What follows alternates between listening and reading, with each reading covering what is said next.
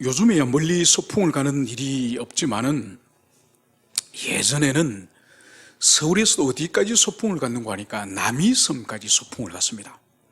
그러면 그 강을 건너야 되지 않습니까? 그때도 남이섬을 이 배를 타고 이제 아이들이 소풍 온 아이들이 배를 타고 건너갑니다. 한 번은 어느 고등학교에서 이 남이섬에 이 서울의 학생들이 소풍을 왔는데 이 학생들이 다 배를 타고 남이섬으로 건너가는데 한 남학생이 호기를 부린 거예요. 나는 수영을 잘하기 때문에 나는 헤엄을 쳐서 건너가겠다. 그래서 이 학생이 진짜 헤엄을 치고 이 남이섬을 건너가기 위해서 이 한강을 건너간 거예요. 어떤 일이 벌어졌는가 하니까 중간쯤 가서 이 아이가 이 다리에 쥐가 났는지 몇 번 오르락내리락 하는 거예요. 그래서 친구들은 워낙 그 친구 헤엄을 잘 치는 아이기 때문에 장난을 치는 줄 알고 그냥 보고만 있었던 거예요. 그런데 몇 번 오르내리더니 더 이상 물 위에 나타나지 않는 거예요. 결국은 그 학생이 죽은 거죠. 그런데 죽었는데 문제는 뭔가 하니까 이 아이의 가정이 믿는 집안 가정이에요. 아버지는 장로님이고 어머님은 권사님인데 평생을 교회에서 헌신하며 살아왔던 부부인데 딱 하나 있는 이 독자가 죽은 거예요.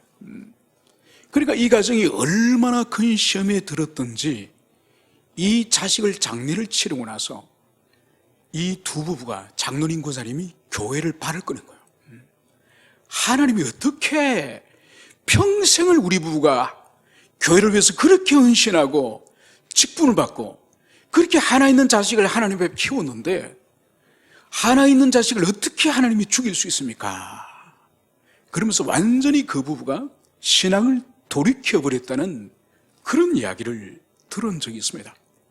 여러분, 성경 가운데 가장 인간적으로 혹독한 고난을 받은 사람을 한 사람을 꼽으라고 한다면 이 욥을 꼽을 수가 있습니다. 여러분, 동방에서 가장 부자였지만은 모든 재산을 하루아침에 다 잃고 그리고 하나님이 주셨던 7 아들과 3명의 딸을 하루아침에 집이 무너지면서 거기에 압살을 당해서 다 10명이 다 죽어버렸고 이런 가운데에 이 욥 자신마저도 악창에 걸려서 온몸이 썩어가면서 몸에 구데기까지 있는 그런 상태로 성경이 말하지 않습니까? 여러분, 이런 고난이 있더라도 부인과 함께 기도하면서 부인과 함께 동력하여서 이 고난을 통과한다면 통과할 수 있습니다. 근데 부인이 어떤 분이죠? 자기의 경건과 자기 신앙 세계를 전혀 이해하지 못하는 그런 부인이죠. 그래서 여보, 이렇게까지 당신이 당하고도 하나님 앞에 경건을 지키려고 해? 하나님을 저주하고 죽어버려. 여러분, 이런 아내를 둔 이런 욥이에요. 여기다가 설상가상이 뭐죠? 자신의 이 절친, 이 경건하고 하나님의 사람으로 알려진 이 3명의 절친이 와서 위로하라고 왔다고 하는 이 사람들이 어떤 말을 합니까? 입과 혀로서 아주 독한 말을 하는 거죠. 마치 자신이 하나님인 것처럼 정죄와 판단의 자리에 앉아서 이 욥을 혹독하게 그렇게 입으로 고문하지 않습니까? 그러니까 이 욥은 이 세상 어디에라도 의지할 데가 없는 가장 비천한 비참한 그런 처지에 놓여있다 해도 과언이 아닌 것입니다. 여러분, 이 욥은 소망이 있는 것은 오늘 이 7장에 보면은 욥이 드디어 하나님 앞에 기도하고 하나님 앞에 나가는 것을 여기서 볼 수 있습니다. 여러분, 자식이 한 명이 죽더라도 하나님으로부터 돌이키고 불신앙을 선택하고 세상으로 돌아가지만은 이 욥이 믿음의 사람인 것을 보여주는 것은 한 명의 자식이 아닌 자신이 소유하고 자신이 이 땅에서 가지고 있었던 모든 인간관계, 모든 유형 무형의 자산들을 다 잃었을 때에 바로 하늘 문은 열려 있다는 것을 이 욥은 그것을 믿었던 것이죠. 그래서 이 욥은 이제 모든 세상의 것은 의지할 데가 없고 힘이 되지 않지만은 자신은 하나님께 나가겠다는 결단이 바로 오늘 우리가 읽었던 이 본문인 것을 여기서 볼 수 있습니다. 오늘 11절은 이제 욥은 이렇게 말합니다. 그런즉 내가 내 입을 금하지 아니하고 내 영혼의 아픔 때문에 말하며 내 마음의 괴로움 때문에 불평하리라. 오늘 욥은 자신의 입을 금하지 않겠다는 거예요. 지금까지 하나님 앞에 침묵을 지키고 지금까지 조용히 근신하는 그런 모습을 가지고 있었지만은 더 이상 자신의 입을 금지하지 않겠다. 왜? 바로 자신의 영혼의 아픔 때문에, 마음의 괴로움 때문에 드디어 하나님 앞에 불평하리다. 여러분, 자녀를 키우다 보면은, 자식을 키우다 보면은 벌써 한 세대의 차이가 있지 않습니까? 보통 부모와 자식 사이가 한 세대 차이가 있으면은 한 집에서부터 어린 시절부터 키우고 먹이고 가장 많은 시간을 보낸 인간관계가 사실 부모와 자식이지 않습니까? 그러나 한 세대라고 하는 이 시간적 간격은 절대로 메꿀 수 없습니다. 아무리 친근하고 아무리 많은 사랑을 쏟아붓고 아무리 많은 그런 관계를 맺는다 할지라도 이 시간의 간격은 영원히 이것은 좁힐 수 없는 거죠. 그래서 부모와 자식 간에 갈등과 고난이 없는 가정은 이 세상에 절대로 없습니다. 그런데 두 종류의 가정이 있는 것이죠. 한 가정은 말을 하지 않습니다. 분명히 아버지와 자녀 사이에 고난과 갈등과 서로 일치되지 않는 다름이 있는데 이것을 드러내지 않는 거죠. 그러니까 성향적으로 드러내지 않는 사람도 있고 또 드러내지 말도록, 특히 부모된 사람들이 드러내지 말도록 압력을 가하거나 드러내려고 할 때 그 자리를 회피하는 그런 경향들이 있습니다. 여러분, 우리 나이 50이 넘고 우리 나이 정도 되면은 사실 우리 나이 정도 되는 사람들 가운데서 부모님하고 어떤 갈등이 있을 때에 어릴 때부터 대화로 풀어본 사람들은 사실 거의 없습니다. 감히 부모님의 어떤 가르침이나 부모님의 말씀에 대해서 불만이 있고 자기가 동의하지 않더라도 그냥 자기가 듣고 내면에 삭히는 것이 오랫동안 훈련이 되었습니다. 그런데 오늘날 우리 세대의 우리들의 자녀들은 배웠던 학교의 문화라든지 일반 세상의 문화는 들었던 이 불편이나 불만이나 이 조화되지 못하는 이 부모의 말을 가만히 삭히는 것은 우리 자녀들의 세대는 그 맞지 않습니다. 그러니까 이제 갈등이 일어나는 거죠. 우리가 부모님에게 배운 것은 그것을 가슴으로 삭히면서 조용히 참으면서 그렇게 지낸다고 한다면 우리들의 자녀는 그 자리를 피하지 말고 그 문제를 피하지 말고 대화를 해서 그것을 풀기를 원하는 거죠. 그러니까 이 세대의 차이를 이제 좁혀보려고 이 대화를 풀기 시작하면은 이 문제가 아주 힘든 거죠. 왜냐하면 이런 훈련을 받아보지 않은 부모 세대, 보지도 못하고 경험해보지 못한 세대는 어느 정도 대화를 하다가 자신이 본 적도 없고 들은 적이 없기 때문에 딱 어느 지점에 가면은 대화가 막힙니다. 그리고 감정적으로 폭발하는 현상들이 일어나는 거죠. 이게 이제 세대의 차이를 절대로 분해할 수 없는 거죠. 그래도 이나마 풀려고 하는 이런 가정은 소망했습니다. 그런데 일방적으로 절대로 그런 것은 있을 수도 없고 말하지도 말고 그것은 너희의 십자가다 이렇게 몰아붙이는 그런 가정 또한 있습니다. 보통 이런 자녀들은 몇 번 시도하다가 우리 아버지 우리 어머니가 이런 성향의 사람이구나 그러면서 마음을 접어버립니다.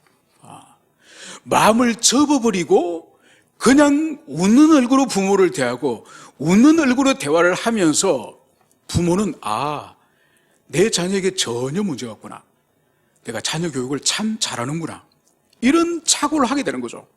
그런데 이것은 오래가지 못하죠. 어느 지점에 이르러서 이 아이의 이 멘탈리티가 붕괴가 시작됩니다. 그러면서 부모가 아는 시점은 언제 알게 되느냐, 이 아이가 조울증이나 아니면 우울증이나 아니면 정신적으로 큰 고난 가운데 떨어졌을 때 그제야 내 자식이 큰 지금 어려운 가운데 있구나, 지금까지 내가 자식 교육을 잘 시켰다고 했지만 그게 아니구나. 이것을 그제야 깨닫게 되는 거죠.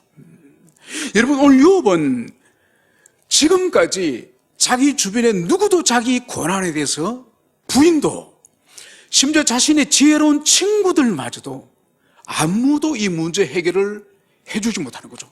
조언을 적절하게 해주지 못하는 거죠. 그래서 오늘 욥은 더 이상 자기 입술을 금하지 않고 이 입술을 통해서 하나님께 자신의 불평, 불만을 말하고 이제 하나님께 기도로 나아가겠다. 이것은 오늘 욥이 오늘 결단하는 것을 볼 수 있습니다. 여러분, 여러분이 세상에서 환난과 고난을 만났을 때에 때로는 사람들에게 손을 내밀고 때로는 심지어 목회자의 손을 내밀었다 할지라도 그 해답을 못 받을 수가 있습니다. 그때는 포기하지 마시고 하늘의 하나님께 직접 아뢰는 여러분 되시기를 축원합니다. 그러면서 오늘 이 욥은 드디어 입을 열어서 하나님께 불평을 합니다. 내가 바다니까, 내가 바다 괴물입니까? 주께서 어째 나를 지키시나이까? 여러분, 하나님을 향해서 오늘 이 욥이 불평하는 것이 바로 뭔가 하니까, 하나님, 내가 바다입니까? 내가 바다 괴물입니까? 왜 나를 지키십니까? 왜 나를 감시하십니까? 여러분, 오늘날 바다의 개념과 이 고대시대 때 이 성경적 배경의 바다의 개념은 전혀 다릅니다. 이 바다는 큰 강으로도 해석할 수 있지만은 이 바다는 고대시대 때 뭐냐? 이 바다는 이 혼란과 혼돈과 그리고 악의 세력, 죽음의 세력이 기거하는 곳이 바다요. 그러니까 하나님께서 보실 때는 이 바다는 하나님을 대적하는 세력을 품고 있는 그런 처소가 이 바다, 그죠? 그리고 바다 괴물, 이 바다 괴물은 용을 의미합니다. 여러분, 용 사탄은 하나님의 창조 질서, 하나님이 이 세우신 우주의 질서에 혼돈을 가져오는 도전하는 그런 악한 괴물이 바로 이 용이죠. 그래서 하나님이 지금 욥을 향해서 계속 고난을 허락하시고 계속 그에게 틈을 주지 않으시고 계속적으로 환난을 주시는 것을 마치 자신이 바다인 것처럼, 마치 자신이 사탄이나 용인 것처럼 하나님이 자신을 감시하고 있습니다. 이것을 지금 이 욥이 하나님께 지금 불평하고 있는 것을 볼 수 있습니다. 그래서 오늘 13절, 혹시 내가 말하기를 내 잠자리가 나를 위로하고 내 침상이 내 수심을 풀리라 할 때에 주께서 꿈으로 나를 놀라게 하시고 환상으로 나를 두렵게 하시나이다. 여러분, 욥이 낮에 살아있고 낮에 의식이 있고 낮에 활동할 시간에는, 이 의식이 깨어있을 때는 자신을 둘러싸고 있는 많은 고난과 환난을 자신이 이 의식 세계에서 의식을 하지 않습니까? 그리고 잠들지 않고 낮에 깨어있을 때는 자신의 몸에 생겨있는 이 종기들, 구데기가 자기 살을 파먹고 있는 이 끔찍한 고통으로부터 고통을 당하고 있지만은 혹이나 내 잠자리가 나를 위로하고 내 침상이 수심을 풀이라. 여러분, 이것이 뭡니까? 많이 아프다도 밤에 잠을 자면은 이 잠 속에서는 통증을 잊을 때가 있지 않습니까? 그리고 어릴 때도 저희들이 이 몸살이 걸린다든지 크게 이렇게 열병을 앓으면은 낮에 깨어있을 때는 머리가 늘 깨질 듯이 아프고 얼굴이 후끈후끈하고 온몸이 달아오르고, 그래서 낮에는 그렇게 아프다가 밤에 끙끙 앓다가 잠이 들지 않습니까? 잠이 들고 나면 통증이 사라져버려요. 잠속에 빠져들기 때문에. 여러분, 그때 어떤 일이 벌어집니까? 여러분, 가위 눌리는 것을 어릴 때 경험해 보셨죠? 자다 깜짝 몸이 벌떡 뛰면서 이렇게 가위 눌리지 않습니까? 그러면은 가위를 눌리면은 마치 끝이 없는 이 바닥이 없는 끝없는 벼락으로 추락하는 느낌이 쫙 듭니다. 그러면서 자다가 벌떡 일어난 거죠. 바로 욥이 혹시 내 잠자리가, 내 침상이 이 수심을 잊을까, 내 근심을 잊을까, 이래서 잠을 들었지만은 오늘 14절, 주께서 꿈으로 나를 놀라게 하시고 환상으로 나를 두렵게 하시나이다. 여러분, 잠을 이루었지만은 하나님께서, 주께서 꿈으로 이 욥을 놀라게 하고 환상으로 이 욥을 두렵게 한다. 이것을 여기서 오늘 욥이 고백을 하고 있습니다.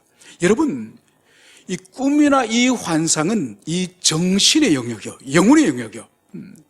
이 영혼의 영역이고, 이 욥의 몸에 악창이 나서 온몸이 구데기가 끓고 몸에 이 통증이 끝이 없는 이 고통은 육신의 고통이요. 여러분, 인간은 육체와 이 영혼과 정신이 유기적으로 아주 밀접하게 결합이 되어 있습니다. 여러분, 우리 눈으로 볼 때는 우리에게 정신과 영혼이 어디 있습니까? 육체밖에 없죠? 그러나 여러분 보세요. 육체에 어떤 병이 들리면 먹지 못하고 또 쉬지 못하고 계속적으로 육체가 권고해가지고 아프기 시작하면은 여러분, 놀랍게 육체의 질병이 정신과 영혼의 질병으로 스며들어요. 여러분, 그 증거가 뭔가요? 몸이 크게 아프기 시작하면은, 몸살이 크게 아프기 시작하면은 신앙이 서서히 미끄러지는 걸 봅니다. 정신력이 약해지는 걸 봅니다. 그래서 여러분, 이 육체와 이 정신과 영혼은 밀접한 유기적 연관관계에 있는 거죠. 여러분, 거꾸로도 마찬가지요. 정신과 영혼의 어떤 충격이 딱 주어지면은 육체에 그 파장이 미칩니다. 여러분, 그래서 어떤 가족관계나 어떤 친밀한 교우들한테의 입으로 아주 독한 말을 들어보세요. 아주 독한 말을 들으면은 그것은 어떤 메시지예요. 메시지를 통해서 우리 귀에 들렸을 뿐이에요. 그죠? 귀에 들렸을 뿐인데 이 말이 아주 독한 말이기 때문에 우리 정신과 영혼에 큰 임팩트를 주는 거죠. 여러분, 그럼 어떤 일이 벌어지죠? 밤에도 잠이 안 와. 음식을 먹기 싫어. 여러분, 분명히 정신과 영혼의 충격을 확 받았는데 입맛이 없는 이것은 육체 문제죠. 밤에 잠이 오지 않는 이 불면의 증상 또한 육체 문제죠. 여러분, 정신과 영혼의 임팩트가 주어지더라도 육체에 큰 파장이 흔들리고, 그래서 이 사람에 있어서는 육체를 잘 관리를 해야 되고, 그리고 영혼을 잘 관리를 해야 그 좋은 영향력이 육체까지 건강을 주는 거죠. 그래서 육체를 하찮게 여기는 그런 사람은 그리스도인의 경건이 아니에요. 그리고 육체에 있어서 지나치게, 정신과 영혼보다 지나치게 육체를 탐닉하거나 육체를 지나치게 두하는 그것도 옳지 않습니다.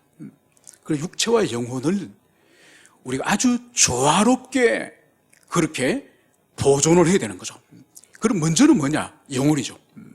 여러분, 육체의 용도는, 육체는 독립적으로 존재하지 않습니다. 하나님이 육체를 지으신 이유는 하나님이 기뻐하시는 영적 선한 일, 영적 선한 일을 할 때는 반드시 육체의 도구를 사용합니다. 여러분, 새벽 기도 하려고 그랬어요. 새벽에 일어나려면 몸이 건강하지 않으면 절대로 새벽 기도 못합니다. 여러분, 다른 사람이 어떤 물질적 헌신과 도움을 주려고 해보세요. 여러분 자신이 병들어서 늘 병원만 다니면은 아무런 물질적 도움을 지체하게 줄 수 없습니다. 그래서 영적 선한 일을 목표로 삼는다 할지라도 우리 육체가 도구가 되지 않으면 절대로 선한 목적을 이룰 수 없는 거죠. 그래서 육체의 목적은 뭐냐? 하나님이 기뻐하시는 선한 일을 頌드는 일이 육체의 사명이에요.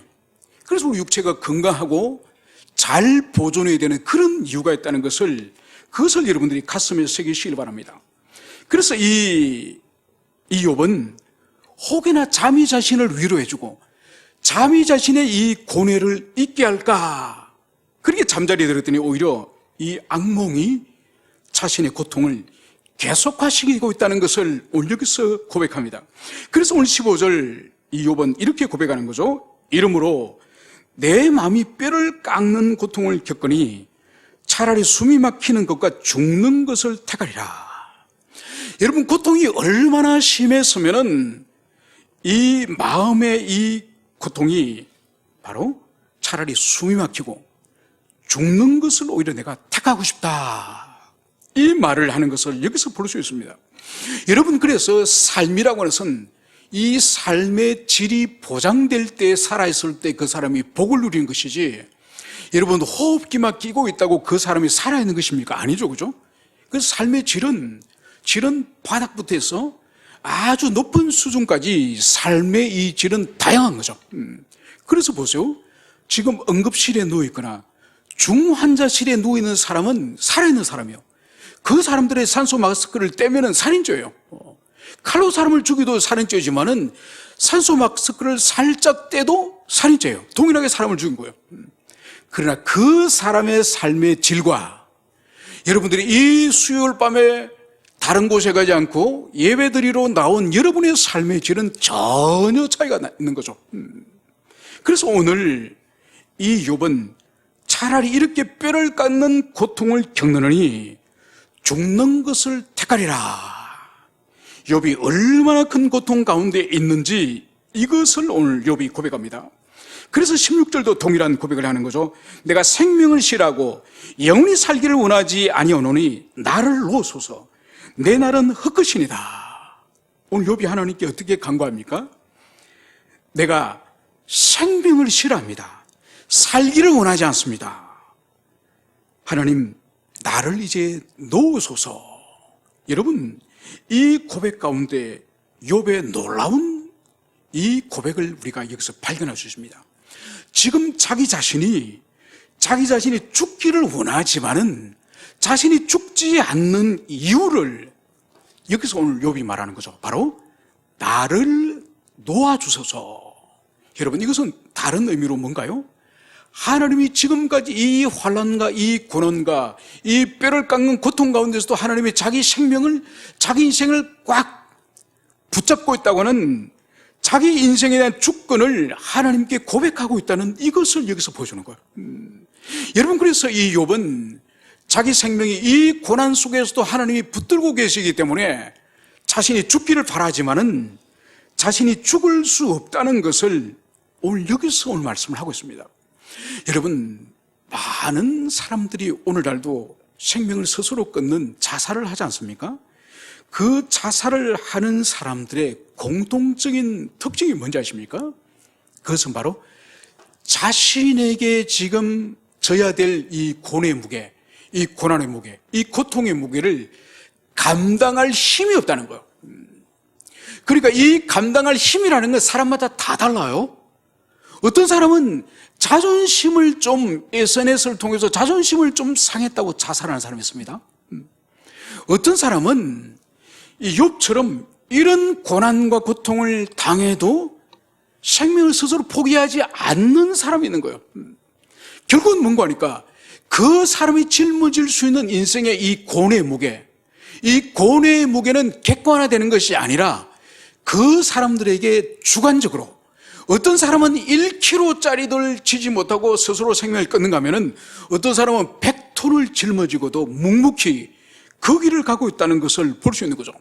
그래서 오늘 이 욥은 죽기를 원하지만은 아직도 하나님이 나를 붙들고 계시기 때문에 제가 지금 살아있습니다. 이 고백을 하는 것을 볼 수 있습니다. 여러분, 인본주의의 최고의 절정의 행위가 뭔지 아십니까? 바로 스스로 생명을 끊는 거예요. 그러니까 이 생명은 하나님께서 우리 부모님의 혼인과 결합을 통해서 나에게 주님께 주셨다. 이 의식이 있는 사람은 자기 생명을 함부로 다루지 않습니다. 그런 사람은 다른 사람의 생명 또한 함부로 다루지 않죠. 또 다른 사람의 존귀함, 다른 사람의 이 존엄함도 함부로 다루지 않죠. 그런데 그런 의식이 없는 사람은 바로 이 생명은 내 것이다. 내 생명은 내 것이지 누구 것이란 말인가. 그래서 내 생명에 대한 주권이 나에게 있기 때문에 살고자 하는 길도 나에게 있는 것이고 내 생명을 더 이상 누리지 않고 여기서 끝내고자 하는 것도 내가 주인이기 때문에 내가 끊겠다. 여러분, 그래서 많은 사람들이 하나님의 존재와 하나님의 주권을 인정하지 않는 그런 사람들은 자기 생명을 끊는 것을 전혀 두려워하지 않습니다. 여러분, 이것은 절대로 기독교 신앙에 합치되는 짓이 아닙니다. 우리 그리스도인은 어떠한 환난과 고난이 주어진다 할지라도 오늘 이 욥의 이 고백처럼 하나님이 나를 붙들고 있습니다. 하나님이 나를 놓지 않는 이상은 나는 하나님 앞에 살 것입니다. 그러면서 우리는 어떤 고난과 환난이 주어지더라도 묵묵히 그 길을 걸어가야 될 의무만 있다는 것을 여러분들이 가슴에 새기시기를 축원합니다. 이제 이 욥은 하나님께 또 이렇게 오늘 불평합니다. 사람이 무엇이기에 주께서 그를 크게 만드사 그에게 마음을 두시고 아침마다 권징하시며 순간마다 단련하시니까. 오늘 욥의 불평을 오늘 17절과 18절에서 볼 수 있습니다. 오늘 여러분 17절 초도에는 사람이 무엇이간데 인자가 무엇이간데, 여러분 이 동일한 표현을 여러분 어디서 발견할 수 또 있습니까? 다윗의 시편 8편에서 이 동일한 표현이 있습니다. 그러니까 다윗이 찬양 가운데 시편 8편 4절 찬양 가운데에 바로 이 동일한 표현, 사람이 무엇이간데 인자가 무엇이간데 그렇게 존귀하게 지으셨습니까? 다윗은 동일한 이 표현을 사용하더라도 하나님께 찬양과 감사의 시 가운데에 이 표현을 사용해요.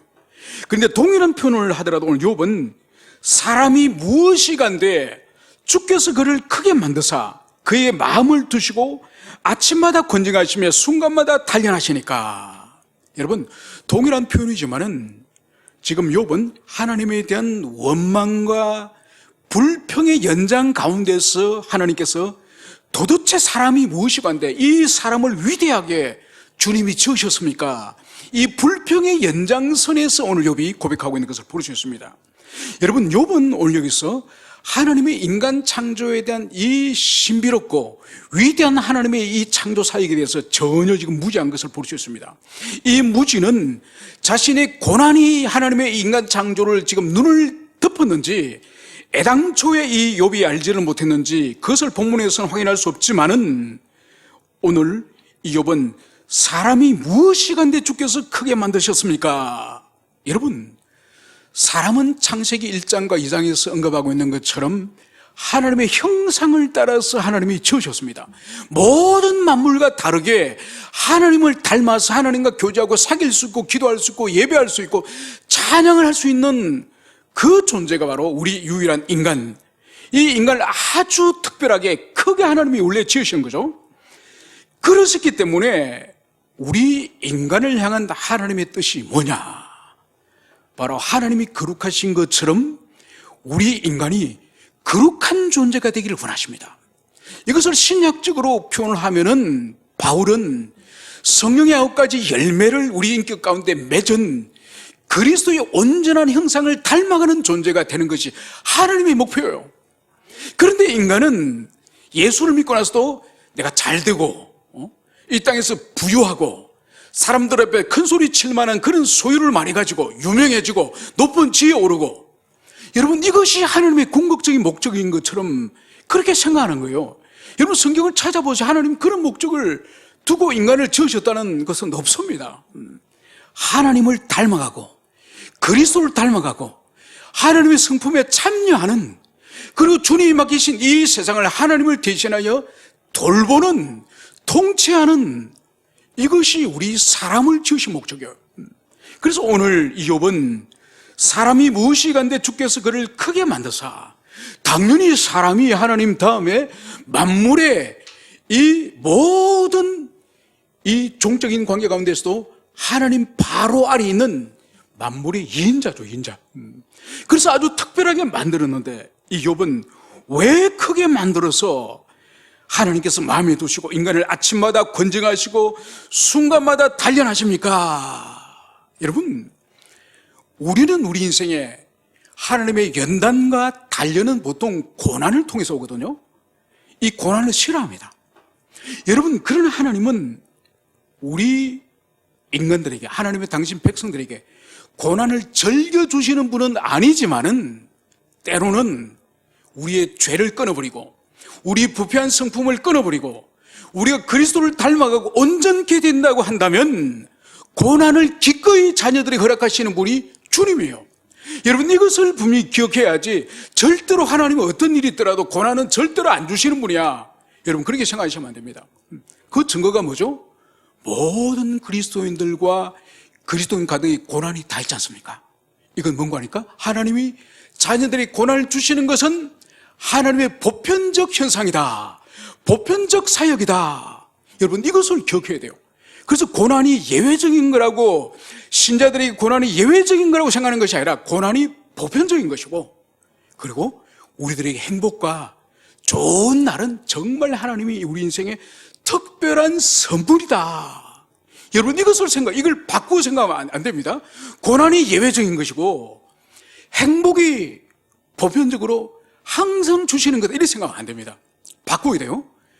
고난과 연단은 항상 자녀들에게 주시는 아버지의 손길이고, 그 가운데에 혹여나 우리가 고난이 너무 계속되어지고 너무 오래되어지면 우리가 지치고 쓰러질까 봐 피할 수 있는 길인 바로 주님께서 또 평강과 위로를 주신다. 이것을 여러분들이 가슴에 새기시길 바랍니다. 그러면서 주님께서는 19절, 주께서 내게서 눈을 돌이키지 아니하시며 내가 침을 삼킬 동안도 나를 놓지 아니하시기를 어느 때까지 하시리까? 오늘 욥은 자신에게 하나님이 눈을 돌이키지 않으시고 침 삼킬 틈도 주지 않으시고 계속적으로 연단하신다는 것을 오늘 말씀하고 있습니다. 물론 이것은 과장적인 그런 표현이기도 합니다만, 하나님은 이 욥 자신이 지금 경험하고 체험하기를 틈을 주지 않고 자신을 계속적으로 고난을 통해서 연단하고 있다는 것을, 이것을 여기서 오늘 고백을 하고 있습니다. 그러면서 20절, 사람을 감찰하시느니여 내가 범죄하였던들 주께서 무슨 해가 되오리까? 어찌하여 나를 당신의 관용으로 삼으셔서 내게 무거운 짐이 되게 하셨나이까? 여러분, 오늘 욥은 중요한 두 가지를 오늘 고백하는 것을 볼 수 있습니다. 바로 뭔가 아닌가? 첫 번째, 사람을 감찰하시니여, 하나님이 말하겠죠? 사람의 모든 행위와 심지어 마음의 생각과 마음의 계획마저도 하나님은 감찰하실 수 있는 분이지 않습니까? 이 하나님 향해서 내가 범죄하였던들 주께 무슨 회가 되오리까? 여러분, 지금 이 욥은 큰 착오를 하고 있습니다. 하나님은 광대하시고 영원하시고 무궁하시기 때문에 이 땅에 아주 보잘것없는 이 작은 인간 욥, 이 인간 욥이 무슨 어떤 작은 하찮은 범죄를 한들 이것이 끝없이 무궁하고 영원하신 하나님에게 도대체 무슨 해가 되겠습니까? 이 말을 하는 거죠. 여러분, 우리 어린 시절 때 이제 우스갯소리로 친구들끼리 농담을 하거든요. 그러니까 부산 앞바다에 오줌을 누면은 그 물이 더러운 물이냐 깨끗한 물이냐, 오줌 한 번 누는 거로 무슨 부산 앞바다 물이 다 오염되냐, 이런 말을 하지 않습니까? 여러분, 욥이 지금 그런 생각을 하는 거예요. 그래, 하나님은 광대하시고 영원하시고 무궁하시고 누구도 하나님에게 침해할 수 없는 절대적인 권위와 능력을 가진 그분에게 이 땅에 있는 작은 피조물이 인간 욥 한 사람이 어떤 죄를 범한들 그것이 하나님께 무슨 손해가 되겠습니까? 무슨 해를 입히겠습니까? 여러분, 욥은 하나님과 인간을 너무나도 지금 오해를 하고 있는 거죠. 잠시 전에도 말씀드렸다시피 하나님에게 인간은 보잘것없이 작은 피조물이라고도 할 수 있지만 아니에요. 하나님의 형상을 가진 하나님의 존귀함을 받는 그런 피조물이자 하나님이 만물을 만드신 이 세계를 인간에게 맡길 정도로 이 인간은 하나님의 큰 존재예요. 이런 존재가 만약 죄를 범한다고 한다면 그 죄가 큰 죄이든지 작은 죄이든지 하나님 앞에서는 모든 인간의 죄가 혐오스러운 것이고 그 인간의 죄가 하나님의 무한한 자비를 진노로 바꾸게 하는 그 계기가 바로 유일하게 인간의 죄란 것이에요. 하나님과 인간 사이를 끊어지게 하고 하나님과 인간 사이를 파괴하는 것은 어떤 것도 없습니다. 오직 인간이 저지른 죄, 그 죄만이 하나님과 인간 사이를 단절하고 파괴하는 유일한 원인자가 죄인 것이죠. 오늘 욥은 자기 자신을 향해서 집요하게 하나님께서 자신을 괴롭히고 자신을 연단하고 자신을 학대한다고 생각하면서 하나님, 내 같은 것이 도대체 뭐길래 나를 끝없이 추적하면서 나에게 숨 쉴 틈을 주지 않고 나를 이렇게 괴롭힙니까? 내 하나가 짓는 죄가 도대체 하나님께 무슨 손을 입힙니까? 이런 넛들 하지만은 그렇지 않은 거죠. 여러분, 이 죄에 대한 인식이 우리 그리스도인은 반드시 분명하게 성경이 말하는 바를 분명히 가슴에 새게 됩니다. 그래서 손으로 어떤 누구를 해를 끼치거나 도둑질하거나 이런 것이 죄가 아니라, 그것도 물론 죄에 포함되지만은 심지어 마음으로 하나님을 부인하거나 마음으로 음욕을 품거나 마음으로 누구를 미워하거나 마음으로 누구를 죽이고자 하는 이런 마음의 생각마저도 하나님 앞에 끔찍한 죄라는 것을, 이 죄인식을 가져야 되는 거죠.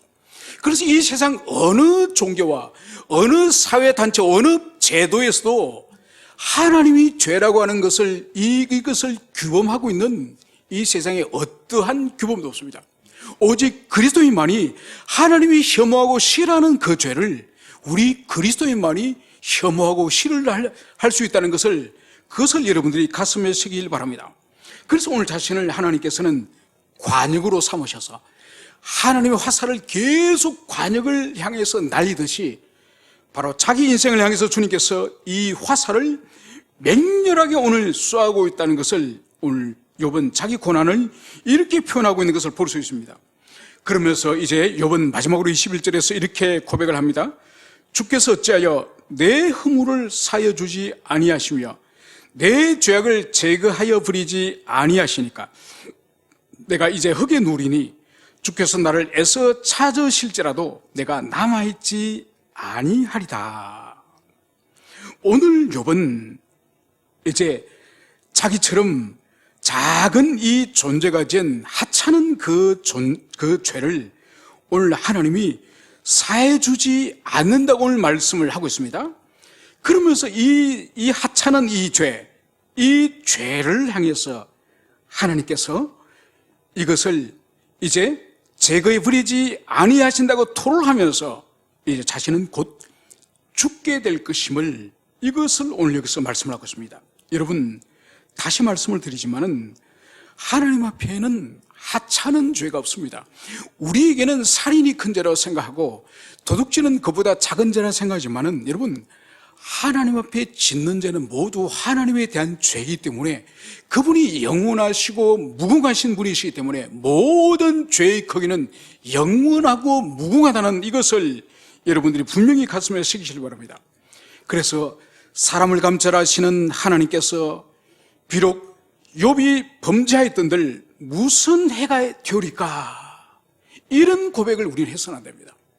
그래서 우리 그리스도인은 하나님 다음으로 두려워해야 될 존재, 하나님 다음으로 무서워해야 될 존재는 바로 우리가 교도소 가고 감옥 가고 우리가 지명수배자 되는 것보다 더 큰 일은 하나님이 혐오하시는 죄를 저지른 이것을 우리는 더 두려워해야 되는, 이것이 바로 신앙의 본질이라는 것을 여러분들이 가슴에 새기시길 축원합니다. 함께 우리 기도하시겠습니다.